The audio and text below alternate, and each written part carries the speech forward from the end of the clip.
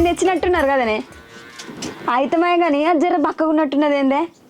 అగో నీకు బర్రె గురించి నీకేంది చెప్పు బక్క ఉన్న బర్రెనే పాలెక్క విత్తుంది మెంటల్ దానా అవురా సరే కానీ బర్రెకి ఎంత పడ్డది 80,000 అప్పు కొడుక 80,000 మరే